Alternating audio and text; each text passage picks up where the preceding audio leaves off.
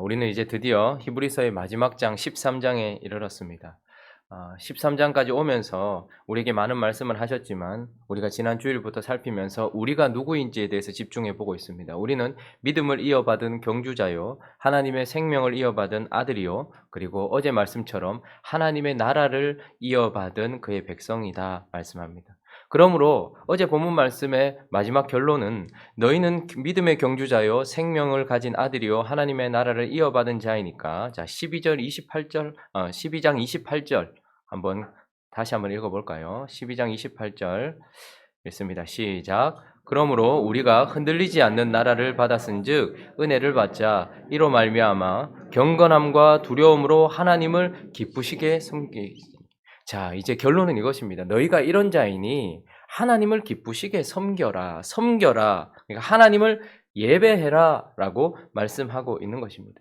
자, 그래서 우리가 알고 있는 모든 지식들과 하나님께서 우리에게 주신 모든 진리들을 바꿔서 예수 그리스도에 대한 진리, 믿음이 무엇인지에 대한 진리, 그리고 우리가 누구인지에 대한 진리를 바꿔서 이제 중요한 것은 아는 것에서 그치는 것이 아니라 아는 것이 믿음으로 넘어가고 그 믿음이 나의 삶으로 넘어가야 되는 것이죠. 그래서 13장 전체는 이제 13장 전체를 통해서 우리에게 어떻게 구체적으로 하나님을 섬겨야 되는지, 하나님이 기뻐하시는 예배가 무엇인지, 우리의 삶을 구체적으로 어떻게 드리면 되는지에 대한 구체적인 지침들을 우리에게 주고 있습니다. 먼저 그 첫 번째 지침 중에 하나는 우리가 예배해야 될 장소에 대해서 말씀하고 있습니다. 우리는 어디에서 예배를 해야 하는가? 자, 우리 10절부터 13절까지 한번 천천히 다시 한번 읽어보겠습니다. 10절부터 13절 시작. 우리에게 제단이 있는데 장막에서 섬기는 자들은 그 제단에서 먹을 권한이 없나니 이는 죄를 위한 짐승의 피는 대제사장이 가지고 성소에 들어가고 그 육체는 영문 밖에서 불사름이라. 그러므로 예수도 자기 피로써 백성을 거룩하게 하려고 성문 밖에서 고난을 받으셨느니라. 그런즉 우리도 그의 치욕을 짊어지고 영문 밖으로 그에게 나아가자. 자, 지금 10절부터 나오는 것은 구약시대의 대속죄일에 있었던 어떤 그 제사, 하나님을 섬겼을 뿐만 아니라 세상 속에서 그리고 백성들 안에서 섬겼던 그 제사에 대한 이야기인데, 우리에게 제단이 있는데 장막에서 섬기는 자들은 그 제단에서 먹을 권한이 없다. 자, 대속죄일에 백성들을 위하여 드려진 제사, 그리고 그 제물, 그리고 하나님을 위하여 드려진 그 제물은 11절에 보니까 죄를 위한 짐승의 피는, 그러니까 그 생명을 상징하는 그 생명은 하나님께 드려지는 거예요. 모든 제사의 방향은 하나님께 드려지는 거예요. 자, 그런데 성소에 들어가서 피를 들여서 그 모든 제사는 하나님께 드리지만 그 육체는 어디에서 불사른다고 말합니까? 영문 밖에서. 그러니까 구약의 제사에서도 하나님을 섬기고 백성들을 섬기고 세상을 섬기는 그 제물은 어디에서 섬김을 한다는 거예요? 영문 밖에서 섬긴다라는 거예요. 성소 안에서가 아니라 밖에서 섬긴다라는 거예요. 자, 그리고 이제 진정한 제물이 되셨고 진정한 섬김이 되셨던 예수 그리스도께서도 어떻게 하셨는가? 12절에 보니까 예수도 자기의 피로서 백성을 거룩하게 하시려고 어디에서? 성문 밖에서 고난을 당하셨다는 거예요. 그러니까 지금 다 무엇입니까? 우리가 누군가를 섬기고 하나님께 예배드리기 위한 장소는 지금 이 편지를 처음 읽어 들었을 유대인들, 그러니까 회당이나 자기에게 편안함을 주는 어떤 유대교 안에서가 아니라 하나님이 허락하시는 그 밖에서 제사를 했다라는 거예요. 예수 그리스도도 예루살렘 성 안에서가 아니라 성문 밖에서 우리를 섬겨주셨다라는 거예요. 그러므로 13절은 결론적으로 우리도 그의 치욕을 짊어지고 영문 밖으로 나가자라고 말씀합니다. 그러니까 지금 쉽게 알아듣게 말하려면 우리가 어디에서 하나님을 섬기며 어디에서 세상을 섬기는가, 그것은 교회 안에서 하는 게 아니라는 거예요. 밖에 나가야 된다라는 거예요. 유대교라는 울타리에서 우리가 하나님을 섬기는 것이 아니라 세상이라는 밖에서 로마라는 나라 속에서 하나님을 섬겨야 되는 것처럼 우리 또한 우리가 하나님을 섬기고 거룩한 삶을 살아가는 장소는 이 교회 안이나 혹은 내가 생각하는 그 어떤 지역이 아니라 하나님께서 허락하신 그 밖으로 나가야 된다라는 거예요. 그런데 자, 영문 밖, 그럼 밖으로 나가는 어디로 나가면 되냐? 어디로 나가면 되냐? 13절을 다시 한번 보시면 우리가 어디로 나가라고 얘기합니까? 밖으로 나가라고 얘기합니까? 아니면 다른 장소를 말하고 있습니까? 그런즉 우리도 그의 치욕을 짊어지고 영문 밖으로, 그런데 동일한 말로 그에게 나아가자. 무슨 말입니까? 예수 그리스도가 계신 그 자리, 예수 그리스도께서 허락하신 그곳, 예수 그리스도께서 나에게 가게 하신 그곳, 그래서 그분이 계시면서 나에게 허락하셔서 그분을 위해 사역하는 그 장소, 그에게 나아가는 것, 결국 영문 밖은 우리에게 주어진 일상을 말하는 겁니다. 우리가 어디에서 섬겨야 되는가? 우리는 교회에서 하나님의 말씀을 배우고 교회에서 하나님을 향하여 기도하고 교회에서 하나님을 찬양하지만, 그러나 하나님이 그렇게 예배 받으시고 난 이후에 진정한 예배를 받으시는 장소는 어디입니까? 이 안이 아니라 영문 밖, 즉 그분이 계시며 그분이 일하시고 싶어서 우리에게 허락하신 각자의 일상이라는 말입니다. 그래서 우리는 영문 밖 나의 일상 속에서 하나님을 기쁘시게 섬겨야 된다라는 것이 첫 번째 교훈이고, 두 번째, 그러면 이제 영문 밖 우리의 일상 속에서 하나님이 기뻐하시는 그 제사, 자 보니까 15절 보면, 그러므로 우리는 이제 영문 밖에서 그에게 나아가서, 자 15절 16절 읽어볼까요? 시작. 그러므로 우리는 예수로 말미암아 항상 찬송의 제사를 하나님께 드리자. 이는 그 이름을 증언하는 입술의 열매니라. 오직 선을 행함과 서로 나누어 주기를 잊지 말라. 하나님은 이 같은 제사를 기뻐하시느니라. 자, 하나님이 기뻐하시는 제사, 영문 밖에서 나의 일상 속에서 드려지는 제사를 하나님께서 기뻐하시고, 그 장소에서 이제 뭘 하라고 하는가? 뭐 찬송의 제사, 그 이름을 증언하는 입술의 열매, 선을 행함, 나누어 주기를 잊지 않는 하나님이 기뻐하시는 제사, 이제 하나님이 기뻐하시는 예배를 드리라고 하는데, 그 구체적인 것들이 1절부터 한 7가지 정도를 살펴볼 수 있도록 우리에게 주고 있습니다. 자, 그러면 이제 영문 밖 우리의 일상 속에서 우리는 어떤 삶을 살아야 되는가? 구체적으로 먼저 첫 번째 1절은 형제와의 관계 속에서 나에게 무엇을 요구하는가? 첫 번째, 우리가 하나님을 예배한다, 이런 휘황하기도 하고 뭔가 형이상학적이기도 하고, 그리고 구체적이지 않은 것을 하나님께서 우리에게 지침으로 주시는 것이 아니라 아주 구체적으로 하나님을 예배한다는 것이 무엇인가, 하나님이 기뻐 받으신다는 제사가 무엇인가, 그 첫 번째가 형제 사랑하기를 계속하는 것이다 라고 말씀하고 있습니다. 자, 형제, 우리와 같은 영을 가지고 있는 자, 우리와 같은 길을 가지고 있는 자, 우리와 같은 믿음을 가지고 있는 형제를 사랑하는 것, 아주 구체적인 것입니다. 지금 우리에게는 무엇이 요구되었습니까? 하나님께서 기뻐하는 제사는 무엇일까요? 행복한 우리 교회 안에 있는, 옆에 있는 형제들을 사랑하는 것입니다. 분별하는 것도 필요해요. 형제인지 아닌지 분별하는 것도 필요하고, 형제라면 하나님 앞에서 끝까지, 근데 여기서 형제 사랑에 주목해야 될 점은, 형제 사랑을 어떻게 하래요? 계속해라. 지속성을 얘기하는 것입니다. 형제를 한번 잠시 사랑할 수는 있어요. 형제를 한번 잠시 용납해 줄 수는 있어요. 그러나 형제 사랑하기를 계속해라 라고 말씀하고 있는 것입니다. 자, 두 번째, 이제 손님에 대한 태도. 우리는 관계 속에서 우리의 정체성이 확립됩니다. 제 자녀들 때문에 저는 아빠가 되고, 제 아내 때문에 저는 남편이 되고, 성도들 때문에 저는 목사가 되는 것처럼 우리가 구체적으로 예배드려야 되는 것은 관계 속에서예요. 자, 그런데 첫 번째는 형제였고, 두 번째는 손님입니다. 이 당시 손님이라고 하면 복음을 전하기 위해서 나그네와 외국인이 되어서 돌아다니고 있는 순회 복음자들을 얘기하는 것이 1차적인 의미이지만, 그러나 손님들은 지금 무엇인가 필요하여서 나에게 하나님으로부터 보내진 자, 그러니까 내게 찾아온 자예요. 손님이라는 것은 어떤 필요가 있기 때문에 우리에게 찾아온 자예요. 그런데 이것을 우리 편에서, 누군가 우리에게 다가왔을 때 우리 편에서 생각해야 될 것은 무엇이냐면, 하나님이 이 사람의 필요를 우리를 통해서 채워주라고 보내주신 자라고 생각해야 된다는 거예요. 그렇기 때문에 2절은 또한 말씀합니다. 손님 대접하기를 잊지 말라. 이로써 부지 중에 천사들을 대접한 이들이 있었느니라 말합니다. 우리 주변에 하나님께서 첫 번째 말씀하시는 관계는 형제들이에요. 형제 사랑하는 것을 지속해라. 두 번째는 우리 삶 속에 손님이라는 것은 특별한 존재입니다. 매일 찾아오는 게 아니에요. 그런데 언제나 그 필요를 누구를 통해서? 내게 그 손님이 온 이유는 무엇일까요? 나를 통해서 그 필요를 채워주라고. 그래서 손님 대접하기를 잊지 말아라 라고 말씀하고 있는 겁니다. 복음을 전해주는 자, 그 당시에, 혹은 내게 찾아와서 필요가 있는 자들, 그런 자들을 대접하는 것, 손님 대접하는 걸 참 잘하시는 분들이 있어요. 그런데 그분들이 보면 그 손님이 항상 옳고 바르기 때문에 섬기는 건 아니더라고요. 그런데 어쨌든 손님 대접을 잘하는 사람들, 그런 사람들을 보면 하나님께서 복을 주시는 걸 봅니다. 지난주일 같은 경우도 우리 교회에 아시는 분들은 아시겠지만 인도에서 이제 7년 동안 한 텀을 섬기시고 오셨던 선교사님 부부가 저희 교회에서 예배를 드리셨어요. 마음에 갑자기 그런 마음이 드는 거예요. '그냥 보내서는 안 되겠다.'라는 생각이 드는 거예요. 그냥 아주 작지만 저희들이 헌금을 좀 드렸어요. 잘한 거라고 생각이 듭니다. 그런 분들은 매주 오는 것이 아닙니다. 근데 그분들이 가는 뒷모습을 보는데 그분들은 그렇게 얘기하시더라고요. 잠깐 저하고 얘기했는데 "한국보다 인도가 훨씬 낫다." 이렇게 얘기합니다. 여러분 진짜 인도가 훨씬 나을까요? 한국보다 인도가 훨씬 낫습니다. 인도에서는 풍선 하나 불면 200~300명 모입니다 이러더라고요. 우리나라도 한 몇 년 전만 해도 뭐 지금 그렇게 전도를 하시나 봐요. 뭐 북을 치고 이러면 뭐 전 북 치는 게 뭔지는 잘 모르겠는데 북을 쳐 본 적이 없어서 북을 치면 뭐 한 200~300명이 따라온다는 거예요.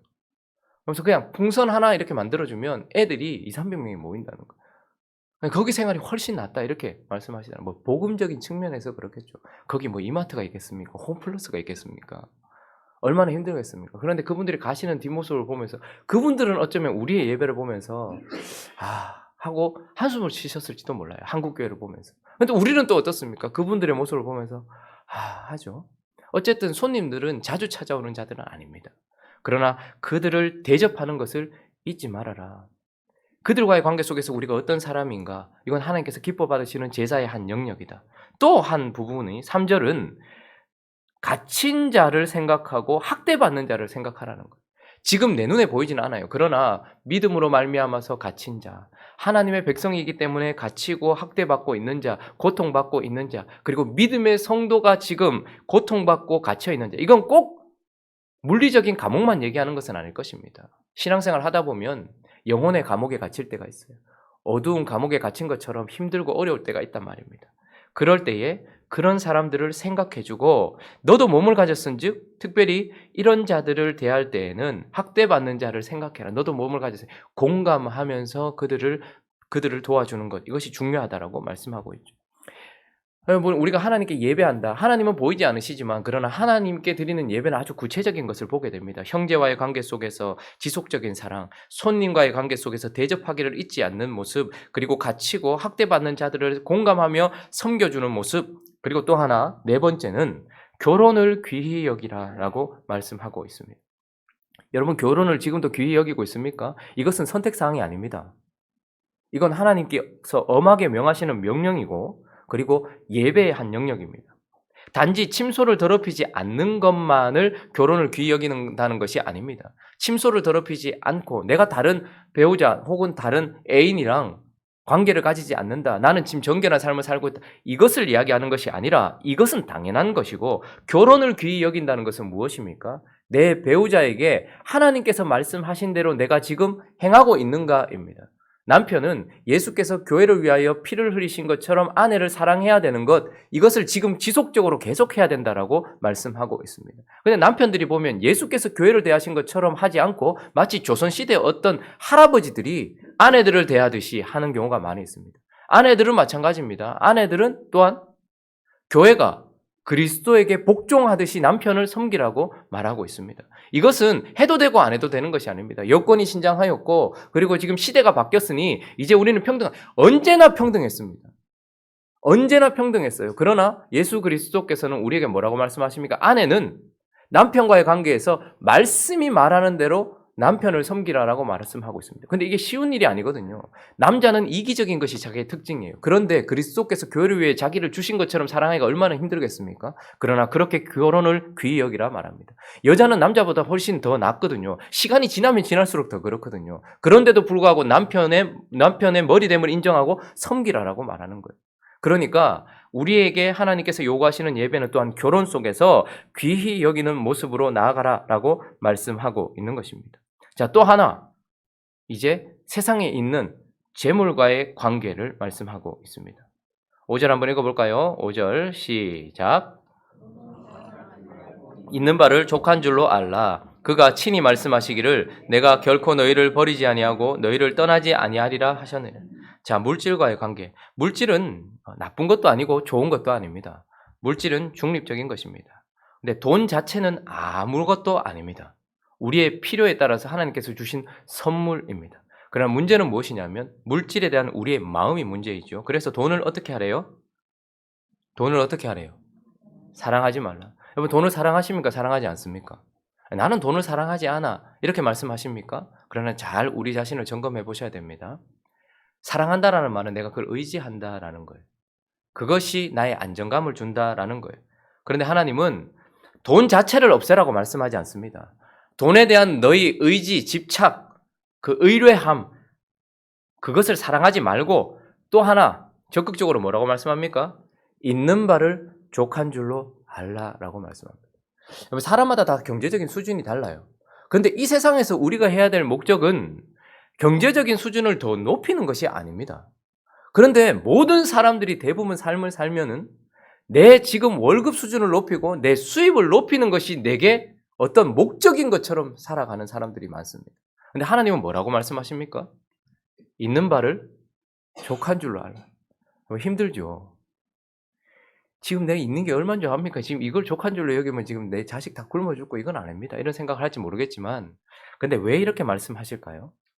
돈을 사랑하고 그리고 있는 바를 족한 줄로 여기지 못하는 마음은 하나님을 향한 믿음의 크기를 보여주는 지표이기 때문에 그렇습니다.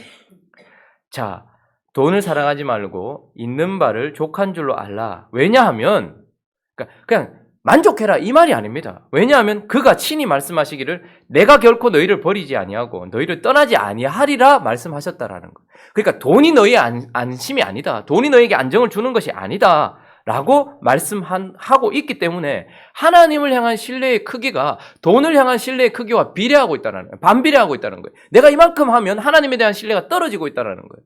여러분, 나는 수입이 적어서 나는 좀 못 살아서 나는 좀 이게 가난하기 때문에 족한 줄로 여기기 힘듭니다. 이렇게 생각할지 모르겠지만 저번에도 한번 말씀드렸는데 세계에서 경제적인 그 수준이 3% 안에 드는 그러니까 갑부 우리가 흔히 갑부라고 하죠.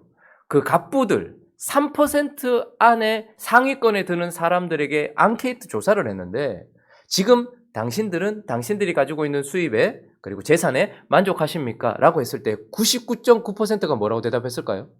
노라고 대답했어요. 그러니까 그러면 얼마를 더 가지면 만족하시겠습니까? 라고 대답했는데 99.9% 정말 놀랍죠? 지금의 내가 소유하고 있는 동산과 부동산에 15%만 더 있으면 만족하겠습니다 라고 얘기했다는 거예요. 희한하죠. 하위 3%가 아니라 상위 3%인데 부러울 것 하나 없는 사람들이 지금 가지고 있는 재산에 만족하지 못했고 그리고 얼마가 더 있으면 좋겠냐라는 그 질문에 3% 정도 더 있어, 15% 정도 더 있으면 좋. 이 말은 무슨 말입니까? 절대 우리는 돈으로 만족할 수 없는 인생이라는 말이에요. 그러니까 속아서 계속해서 그게 더 있으면 내가 더 안정감을 누릴 것이라 생각하는데 하나님은 뭐라 말씀하십니까? 돈과의 관계 속에서는 그것을 사랑치 말고 있는 바를 족한 줄로 알라라는. 그러면 하나님께서 이것저것 쓰실 것을 채워줄 것이다 라고 말씀하고 있는 겁니다. 또 하나 이제 우리에게 믿음을 가져다주고 우리를 인도해 주던 믿음의 선배들과의 관계도 이야기하고 있어요. 자, 7절 한번 읽어볼까요? 7절 시작. 너희에게 일러주고 너희를 인도하던 자들을 생각하며 그들의 행실의 결말을 주의하여 보고 그들의 믿음을 본받아. 자, 하나님의 말씀을 전해준 자들이 있을 것입니다. 그리고 우리를 인도해준 자들, 인도하던 자들이에요. 그러니까 과거형이죠. 인도하던 자들을 생각해라 라고 말씀합니다. 그리고 그들, 우리에게 복음을 전해주었고 우리에게 믿음을 심어주었고 우리에게 하나님의 말씀대로 인도해 주었던 믿음의 선한 선배들의 행실의 결말을 또 주의해서 보라는 거예요. 그런데 이 당시 이것을 처음 받아들였을 이 히브리 성도들은 아마 대부분 믿음의 선배들이 순교했다는 걸 알 것입니다. 그런데 그 순교의 현장 속에서도 믿음을 저버리지 않고 주님을 향해 자신을 불태웠다는 것을 보았을 것입니다. 그래서 그들의 믿음을 본받으라라고 말씀하고 있습니다. 우리가 해야 될 일 중에 하나는 우리의 믿음의 선배들, 바르게 믿음의 길을 걸어갔던 사람들을 어떻게 해요? 인도하던 자들을 생각할 뿐만 아니라 그들의 행실의 결말, 끝까지 믿음을 지켰던 그들의 결말을 보고서 또한 그 믿음을 본받아야 된다라고 말씀하고 있는 거예요. 어제 한 장로님하고 우연하게 이야기하다가 이제 본인도 장로가 됐는데 한국교회 현실에 대해서 이야기를 하시더라고요. 목사도 장로도 정말 우리가 바르게 가고 있는 거 맞는가? 공감이 되었습니다. 근데 그분은 지금 잘못하고 있는 장로, 내가 지금 장로인데 나는 지금 바르게 가고 있는가? 그러면서 본인이 장로가 될 때 그렇게 성도들에게 얘기했대요. 만약에 내가 장로랍시고 혹시 권위적으로 행동을 하거나 말씀대로 행하지 않으면서도 누군가를 가르치려고 할 때 신발을 벗어서 제 뒤통수에 던져주십시오. 이렇게 얘기했다는 거예요. 그러면서 그분 마음속에는 제대로 가고 있지 않은 목사 장로들을 향한 생각을 가지고 있는 것이 아니라 자신이 어렸을 때에 아주 어렸는데 아직까지도 자기 마음속에 남아있는 믿음의 선배가 한 명 있다는 거예요. 근데 그 장로님은 자전거를 타고 다니시면서 교회에 이제 형편이 어려운 분들이 있대요. 그러면 그 성미라고 하죠. 쌀을 자전거 옆에 이렇게 싣고서 이렇게 성도들을 신방을 하는 거예요. 원래 신방은 누가 하는 겁니까? 목사 아닙니다. 원래 신방은 누가 하는 겁니까? 성경도 그리 말하고 우리의 헌법도 그렇게 말합니다. 원래 신방은 장로님들이 하시는 거예요. 근데 그 장로님이 자전거에다 쌀을 싣고서 형편이 어려운 분들이 이렇게 돌아다니시면서 쌀도 주고 기도도 해주고 말씀도 전해주고. 근데 그분 마음속에는 그게 있는 거예요. 우리가 믿음의 선배, 내가 생각한 욕하는 건 누구나 할 수 있어요. 그러나 진정한 믿음을 우리에게 심어줬고 바른 길을 걸어갔던 그 믿음의 선배를 생각하고 또한 그들의 행실을 주의하여 보고 믿음을 본받는 것은 어려운 것입니다. 그런데 우리의 마음속에는 어떤 것이 있어야 될까요? 진정 하나님의 길을 걸어갔던 자에서의 관계 속에서 그들은 이 믿음으로 이렇게 살아갔고 이제 우리는 그 믿음의 바통을 받았으니 그분의 결말을 바라보면서 어떻게 해요? 우리의 삶을 하나님께 드리기 위한 믿음을 본받는 것. 이것 또한 우리가 해야 될 예배 중에 하나인 것입니다. 그래서 제가 참 좋아하는 로이드 존스 목사님은 언제나 어떤 그 믿음의 선배들의 일기라든지 역사 이런 것들을 참 믿음이 좀 떨어질 때면 그냥 성경이나 어떤 교리나 이런 것들이 아니라 어떤 믿음의 선배들이 어떻게 살았는지에 대한 것들을 보면서 다시 한번 믿음이 불타는 것을 느낀다라고 말씀을 하셨어요. 믿음의 선배들과의 관계 속에서도 우리가 예배할 것이 있다라고 말씀합니다. 마지막 7번째는 자 8절 9절에 보니까 8절 9절 읽어볼까요? 시작. 예수 그리스도는 어제나 오늘이라 영원토록 동일하시니라. 여러 가지 다른 교훈에 끌리지 말라. 마음은 은혜로 굳게 함이 아름답고 음식으로 살 것이 아니니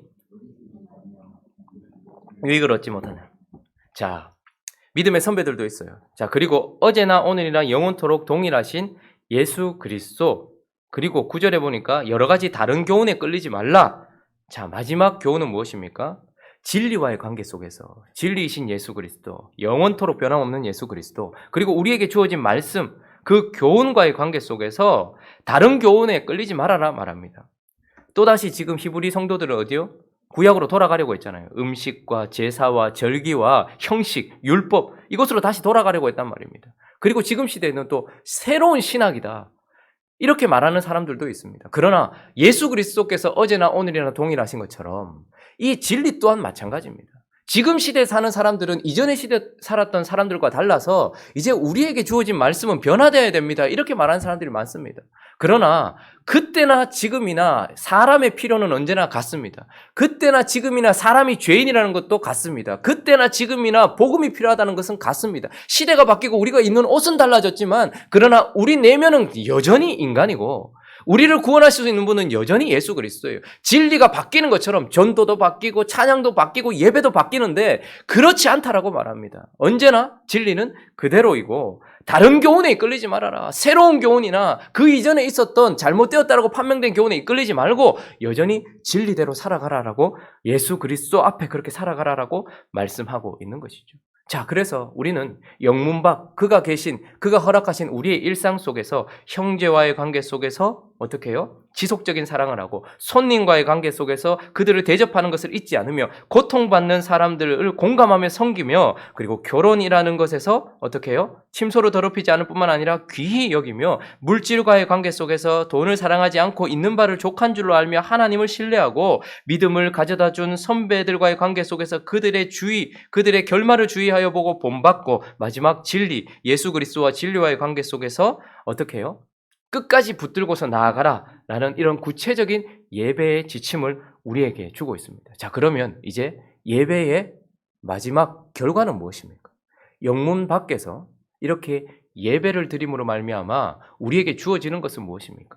언제나 예배는 하나님을 알아가게 되고 하나님을 기쁘시게 하는 것으로 결론이 나야 하는 것입니다. 자, 그래서 형제를 사랑하고 손님을 사랑하여 대접하고 함께 갇힌 자들, 학대받는 자들을 사랑하고 하는 것을 통해서 우리는 하나님이 우리를 어떻게 사랑해 주셨는지를 그 속에서 알게 됩니다.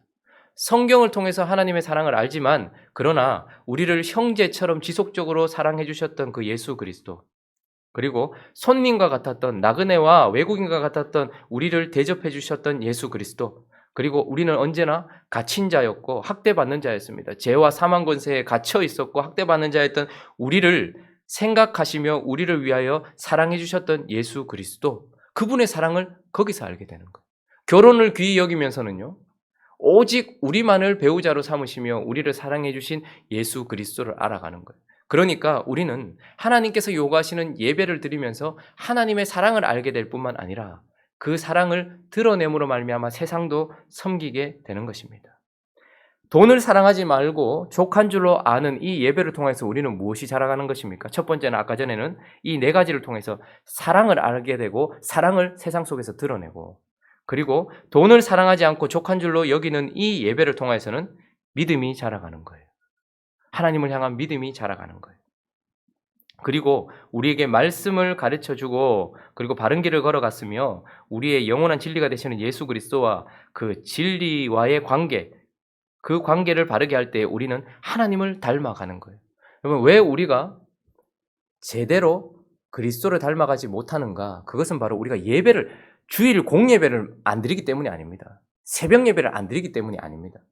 우리의 모습이 변화되지 않는 이유는 영문 밖 우리에게 허락된 우리의 일상 속에서 오늘 우리에게 하라고 하신 이 예배를 제대로 드리지 않았기 때문에 우리는 제대로 사랑을 알지 못하고 제대로 믿음이 자라지 않으며 제대로 주님을 닮아가지 않는 것이지, 우리가 바르게 예배를 한다면 반드시 우리는 자라게 되어 있고 알아가게 되어 있고 세상을 섬기게 되어 있다라는 것입니다. 그러므로 오늘 이 아침에 히브리서 기자가 이제 우리에게 진리를 말하고 우리에게 삶을 이야기하고 있다는 것을 기억하시면서 우리가 이 일상이 얼마나 놀라운지, 우리에게는 평범한 오늘 하루이지만 그러나 그 속에서 하나님을 향한 사랑을 깨닫게 되고 하나님을 향한 믿음이 자라게 되며 그리스도, 하나님을 닮아가는 장소라는 이 일상을 얼마나 아름답게 살아야 될지를 기억하면서 모든 관계 속에서 그리스도인답게 살아서 이 예배의 결과 세상을 섬길 뿐만 아니라 하나님을 기쁘시게 하는 저와 여러분들 되시기를 예수 그리스도의 이름으로 축원합니다. 같이 한번 기도하겠습니다. 오늘도 이제 하나님의 말씀을 듣고서 주께 기도하고 나서 영문 밖 그가 계신 곳 그리고 그가 있게 한 우리의 일상으로 돌아갈 것입니다. 수많은 관계들이 있을 것입니다. 형제를 지속적으로 사랑하시기 원합니다. 손님 대접하시고 그리고 고통 가운데 있는 자들 돌아보시고 결혼을 귀히 여기시고 물질을 의지하지 마시고 믿음을 준 믿음의 선배들을 본받고 예수 그리스도를 닮아가는 우리의 삶이 될 수 있게 달라고 또 각자의 기도 제목들을 가지고 함께 기도하며 나가도록 하겠습니다. 기도하겠습니다.